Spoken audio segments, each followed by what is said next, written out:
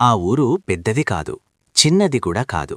2 వీధులు, ఒక చెరువు, ఒక స్కూలు, ఒక రేషన్ షాపు. ఇవే ఆ ఊరి గుర్తులు. ఊరి పేరు నీలగిరిపల్లి. నీలగిరిపల్లిలో అందరూ ఒకరినొకరు తెలుసు, కాని మాట్లాడుకోవడానికి టైం లేదు. అందరూ పని, పని, పని. ఎవరైనా ఊరికి కొత్తగా వస్తే మొదటి వాక్యం ఇదే వినిపించేది: ఇప్పుడు ఎవరికీ ఎవరి సంగతి తెలియదు బాబూ అని. ఆ రోజు ఉదయం కూడా మామూలుగానే మొదలైంది. పాలబండి అరుపు, కోళ్ల కూయడం, స్కూలు పిల్లల హడావిడి. అందరూ తొందరలో ఉన్నారు. అయితే ఒక్కచోట మాత్రం గందగోళం. ఊరి చివర ఉన్న చెరువు దగ్గర. చెరువు దగ్గర శంకరయ్య నిలబడి ఉన్నాడు. వయసు 60 దాటింది. ఒకప్పుడు ఆ చెరువు నీళ్లతోనే 3 పంటలు పండించినవాడు. ఇప్పుడు మాత్రం చెరువును ఎవ్వరూ పట్టించుకోరు.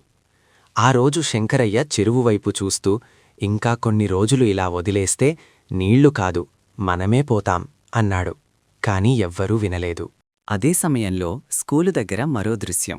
స్కూలు టీచర్ సుజాత పిల్లలను వరుసలో నిలబెట్టింది. ఈరోజు మీకు ఇక్కడ పాఠం లేదు అంది. పిల్లలు ఆశ్చర్యపోయారు. అయితే ఏమి చదువుతాం మేడం అని అడిగాడొకడు. సుజాత నవ్వుతో, ఈరోజు మన ఊరే మీకు పాఠం అనింది. మధ్యాహ్నం దాటేసరికి ఊర్లో ఇంకో విషయం జరిగింది. రేషన్ షాపు ముందు బియ్యం కోసం గొడవ.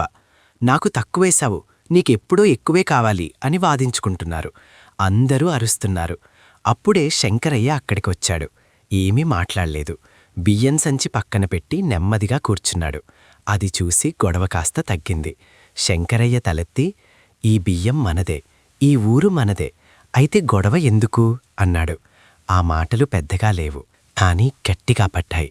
అదే సాయంత్రం స్కూలు పిల్లలు చెరువు దగ్గర కనిపించారు, టీచర్ సుజాతతో కలిసి. చేతుల్లో గడ్డపారాలు, బుట్టల్లో చెత్త.